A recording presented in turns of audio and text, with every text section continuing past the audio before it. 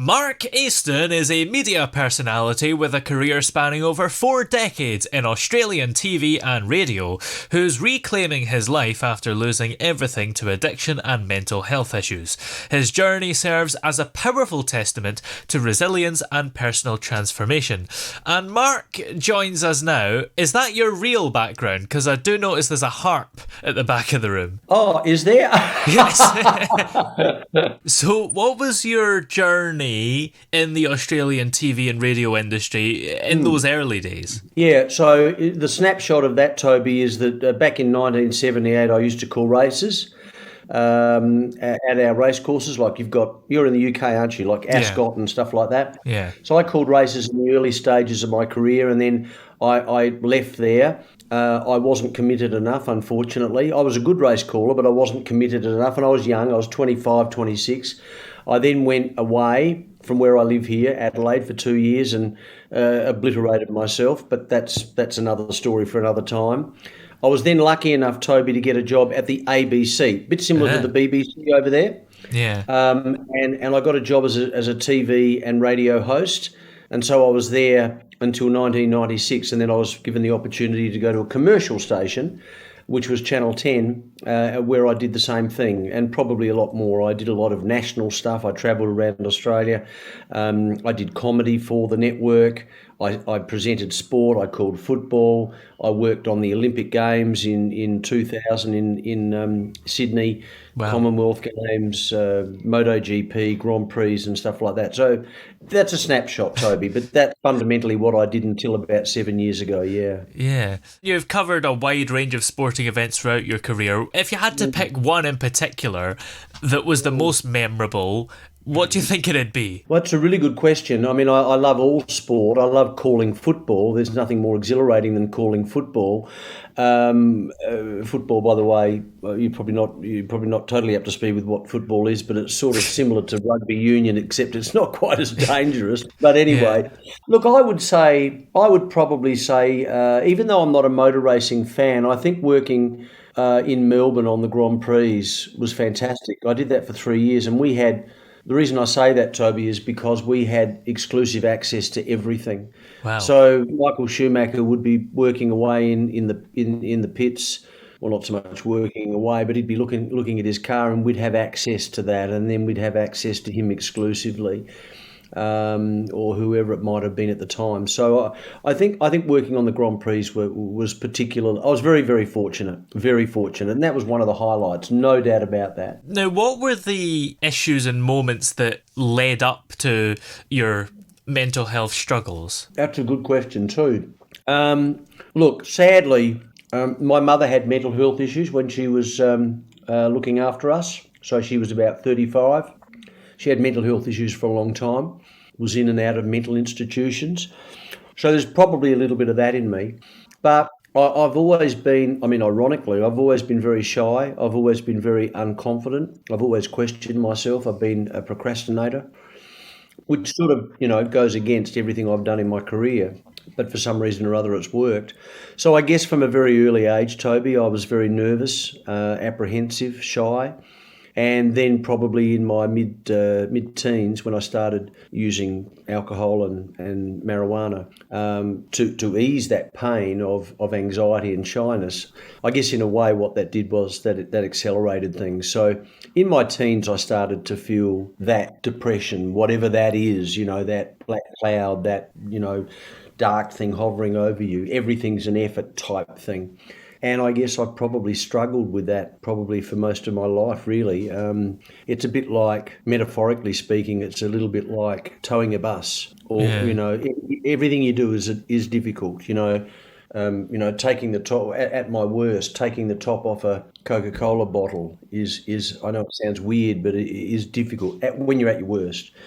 But yeah, so in answering your question, it probably started when I was in my teens and then got worse from there. And at what point did you realise it was really bad? Because, of course, we all have days where we don't want to do stuff, but you wouldn't describe it as depression or like there's anything wrong. Yeah. Look, again, as I started at the start when you asked me what my career was like, I gave you that in 2 minutes, minute and a half. I'll do the same with that question.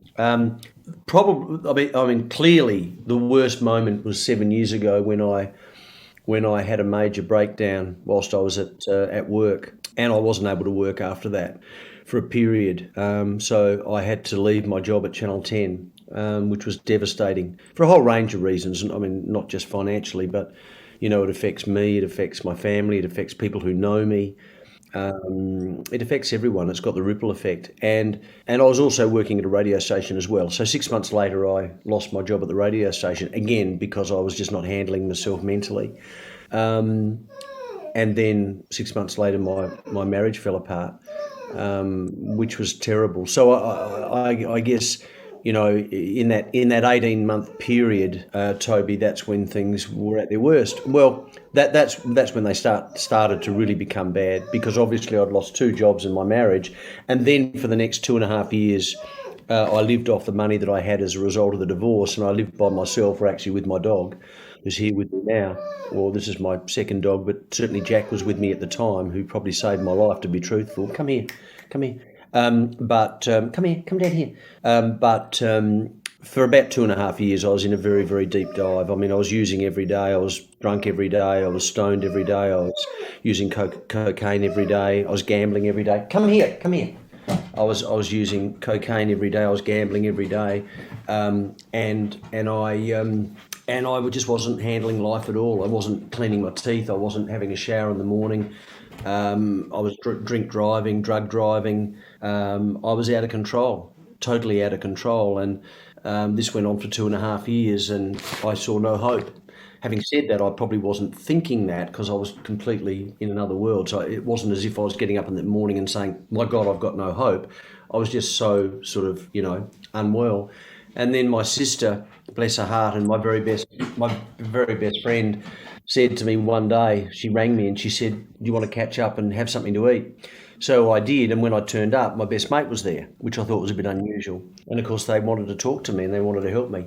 And so, they didn't plead with me and they didn't force me, but they said, we were very worried about you. How can we help? What can we do? And so we decided that I'd go to rehab. And that was on the Thursday night. We had tea. Friday morning, Thursday night, I went home, got on the internet, made some inquiries, sent some emails out to 2 or 3 rehab centres in Australia. Next morning, I took Jack for a walk. I walked him up the park, and I just let him free, and he was running around, and the phone rang, and it was a guy called Jackson Oppie, who ran the Hader Clinic in Melbourne. If you're familiar with, Australia, yeah. Melbourne's another state, or Victoria is, and Melbourne's the capital. And he rang me and he said, I've seen your email. He said, I want to help you. And we spoke for about 20 minutes. I probably cried for 15 of it. And then the next day I was in his car driving from Tullamarine Airport down to Geelong, which is exactly where they have 2 Hader clinics in Melbourne. They have one in Geelong and one in Melbourne. And within 24 hours, or within 12 hours really, I was in his car. He picked me up at the airport when I arrived in Melbourne and drove me down to the Hader Clinic in Geelong, and that's where I stayed for 3 months. And how did your life change during and after rehab? So one of the keys, Toby, to any rehabilitation or anyone wanting to get well is that you have to want to and you have to agree to. And some people also, I'm not religious, some people will say that they're, quite often it's a high power. From my point of view, I just wanted to get well. I knew that the time would come, and that catalyst was Kathy and Brad sitting down with me at that restaurant. So I walked in determined to get well. You're determined to get well, but we continue to get well afterwards. So it's not like you go in for 3 months and then you're well. Yeah. But what happens is you're one day sober and you're getting counselling and you're getting help, and there's other addicts there, and then you're 2 days, and you're 3 days, and you're a week, and then you're a month. So you just take it. Sometimes you take it 1 minute, 1 hour, at a time. But I think the key to that question and the answer that I would give is that I was just really determined. Now, am I completely better? Am I on top of the world? Am I perfect? No. I still have a lot of work to do. I've had a lot of trouble with gambling. That's been an issue for me. It took me a while, even after coming out of rehab. But I guess the point is, going to rehab was the catalyst. Well, the catalyst was the meeting with my sister and best mate, and then the second catalyst was actually doing something about it, going to rehab. But you have to be really determined. and you have to really fight the demons. And then, of course, you finish your 3 months and you got to come home, and then you got to live life again. And you got to pay your bills, and you got to get up in the morning. You got to clean your teeth, and you got to communicate with people, and you got to get in your car and go down and get the groceries, and you haven't had to do that for 3 months, really, because they look after you in every possible way. You've got responsibilities in there, but so I at the end of the 3 months, I stayed with my sister for 2 years, 2.5 years, and I gradually started to work my way back into society, because you become when you get unwell, you become very disconnected with society. You become very disconnected with things that you like as well. You'll find, particularly if you're depressed. You find that things that you normally would love to do, you have no interest in. So I had to reassociate myself with things that I loved. And I'm still doing that, to be honest. It's 5 years, 4.5 years, I'm still doing that. But that was the start. And as I say, and I make this point to everyone listening to this, Toby, I'm not going to sit here and say, I went to rehab and everything's great now. Yeah. Because it's not. It's not. I mean, we still have life to get through, and we still have our issues and our doubts. But I haven't used since. I certainly haven't used cocaine, marijuana, or alcohol since. And you can never say never, but I'm 99% sure I'll never do that again. I mean, I'm 65. So it's not like I'm 24, and I've got the rest of my life to live. I have got the rest of my life to live, but it's going to be 15, 20, 25 years max, I would think, maybe 30 years. I'm working at it all the time, working at it as best I possibly can, and I still fall over and still make mistakes, but it's just something that and I've got support, my sister, my best friend, Cammy Thompson, a good dear friend of mine. My daughter, my former wife, my friends and workmates. I've just come from a board meeting at an Italian radio station that I am general manager at, and they care, and that makes a difference as well. So that gives you the courage and the determination to keep going. And did you have to repair your relationships with those people? Yeah, you did. That's a really good question. Yeah, I did, and I'm still doing that. Certainly did it with my wife. I did it with my daughter. I did it with Brad. I've done it with Kathy. But there are a couple of workmates that I'm still working on, one in particular. Not that I did anything really, really bad. I mean, maybe certainly my wife, I was irresponsible, and, my best mate and not my daughter, I don't think she was terribly worried. She was just growing up at the time. But yeah, there's a couple of other people there that I definitely owe an apology to for various reasons. I didn't steal from them or hit them or do anything like that, but just for where I found myself, and how that affected them. Because sometimes you forget that even though you may not have done anything to them, just the fact that you have been in this dark hole and you've been unwell and you've been using, and then you lose a job, and then that's in the paper and there's a lot of headlines around about you, that affects your friends and people who know you in different ways, because they don't know how to react. Or do I still need to be Mark's friend? Should I reach out? Or, gee, he's put me in an awkward position. Do you know what I mean? It's a bit complicated. But anyway, the answer to your question is, I did reach out. Yeah. I did reach out, yeah. And how did you find the courage to open up and start talking like you are just now about your experiences? Well, the day that I'm obviously, I have a very high profile in Adelaide. Whether that's good or bad, I don't know. But I have a very high profile as a result of being on television for a long, long, long time. And I was doing a lot of posting on Facebook and YouTube and LinkedIn prior to. And they were just posts that probably, I wasn't off my face, but I was probably inebriated or coked out or whatever.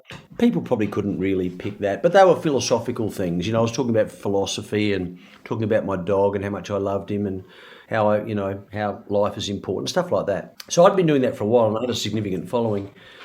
Anyway, the morning that I was going down to the airport in the cab, before I got into the cab, I did a 4-minute post and basically just saying enough's enough. I've had a meeting with my sister and best mate, and we've decided that I need to get well. I'm going to rehab, and this is why I'm doing it. So I posted that And within an hour, it was up on our local newspaper's website, and no one was able to talk to me for 3 months because I was you don't have your phone in there. So when I got out, obviously I got a number of phone calls from media organisations saying, look, we're pleased you're out. Do you want to talk about this? And so I did. And I've talked about mental health for a long time anyway. I've been an advocate for Beyond Blue, which is a major organisation over here in Adelaide, in Australia. So I've talked about mental health even prior to my breakdown, but I started talking about it when I got out because people knew what had happened, and I was happy to do that and just be as honest as I can. I mean, I still feel a bit weird about it because I don't want people to think that I'm just doing it for people to feel sorry for me, or that I want to get off lightly or anything like that. I do genuinely do it because it helps me, so it's a bit selfish, but I do it because I know that it helps other people as well. And I've done a number of talks to, our police force, government organisations, sporting clubs, about the dangers of, not so much the dangers of using coke or alcohol, or marijuana or drink driving or not so much that, more about if you start to feel a little bit unwell, or if you feel as though you're just starting to waver a bit in life, just seek help.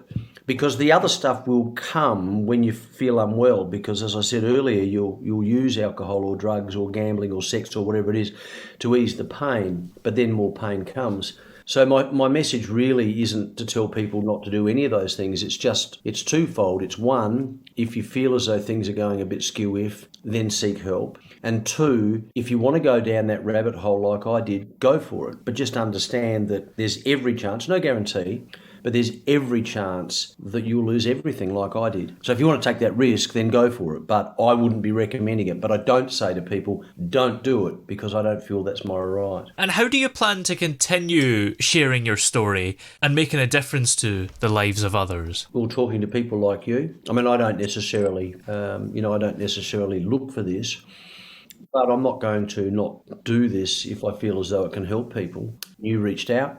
We connected, via technology, I guess. Yes. A week or two ago. I did some research on your show. You've got a good reputation, you've got a good show. It's a great topic. It's a shit topic, really, if you know what I'm saying. But it's a good topic. You know what I'm saying. You might want to bleep that out. Yeah. So I guess, doing this sort of thing, I feel as though, while I'm around and while I'm cognizant and able to articulate my message hopefully well, then I'm happy to talk to people like you, Toby. Yeah. And now that you're a general manager of a radio station, is it maybe more important now for you to kind of think about the mental well-being of staff? It's a great question, and it's something I'm very, very, very, very passionate about. We had an incident a number of years ago at a particular TV station where I observed one of our reporters acting a bit unusually, just a little bit strangely. And so I spoke to her, and she said that she was going through some really tough times and she'd been living in the car and that she'd been suicidal. So I went to the boss and told him, and he gave her the next 2 weeks off and made sure that she saw a doctor. He didn't identify it, but he had other things on his mind. He has a lot of staff to look after. So I'm glad that I sort of came to the fore there. I think it's really important that any manager, general manager, just a staff member, just looks, observes, feels, doesn't intrude, but just observes, because I think that too many businesses are too concerned about making money rather than the welfare of their staff, and they'll never admit that, but that's what it's all about. And if a staff member becomes unwell or leaves, they get another one. What they should be doing is looking after their staff and making that a priority, because if they do that and they've got staff that are well and happy and fit and love their job, then the money will come. They do it in reverse, unfortunately, and we have a couple of organisations here in Adelaide. We have a real estate agency that spend a lot of money on their staff and looking after them mentally, physically, from a spiritual point of view, from a financial point of view. If they're having problems with their wives, they have a counsellor. I think it's an expense. I know not all businesses can afford that, but I think that's a really good thing. Well, what's coming up for you? I mean, are you presenting on this station, or are you just kind of management at the moment? And are there any kind of projects that you're working on? Well, I'm the general manager of a community station. Now, what that means, Toby, is I do everything. Yes. Everything, okay? So I know how to use a vacuum cleaner. Yeah. But I also sell, so I sell our product. I help put events together. I do the technical side. I produce, I executive produce, and I host a show. I hosted a couple of shows. I'm hosting one show at the moment. I mean, I've done radio all my life, so that's easy for me. So I host a harness racing show, a horse racing show, which is ironic because I'm not allowed to gamble. But yeah, so I do all of those things, and it's interesting you asked me that because I've just left a board meeting. So we had our board meeting tonight. So I also take part in them. I'm not a board member, I'm the general manager, but I take part in those as well. So I do all of those things. In terms of things that I'm working on that are interesting, so last Saturday week, I just had a week off, but last Saturday week we put on our annual ball, our annual dinner, which is a big fundraiser. We had 320 people at an Italian club. We charged 125 a head. We had a band, we had an auction, and we made a lot of money. And that's what we intended to do, but we wanted to make sure that there was value for our sponsors and our supporters. So that's something that's just happened in the past, but in the future, I've just recently secured a grant for $10,000, and we're doing a series of programs on ageing and how people can age better with more dignity and be happier and that. So that's a project that I'm working on. I'll probably present 2 of those shows, and we'll get one of the other presenters to present the other 2. So that just gives you a snapshot. Sounds good. And where can we find the station and keep up to date with you everywhere? Keep up to date with me. It's probably going to be easier if you do it on socials, but I mean, I post mainly on LinkedIn, and it's so it's Mark Aiston, Aiston, and also on I'm doing a bit of TikTok actually, which is a bit of fun, and also Facebook. If you just type my name in, that's where you'll probably keep up to date with a lot of the stuff I do. But in terms of the station, it's Radio Italia, and it's 87.6 on the FM band. But I think there's a lot of apps out there that you can download where they'll allow you to listen to overseas stations as well. I mean, you know how it works. Probably most of your viewers and listeners would know. Yeah. But I'm not sure it's quite your demographic. I mean, it might be your demographic. I don't know. We have a lot of Italian music, but we also have Australian shows as well. We have motor racing shows and sporting shows and business shows, and they're all done in English. So it's sort of a combination. Yeah. Yeah, sounds good. Well, many thanks for talking to us today. It's been great having you here. Thank you, Toby.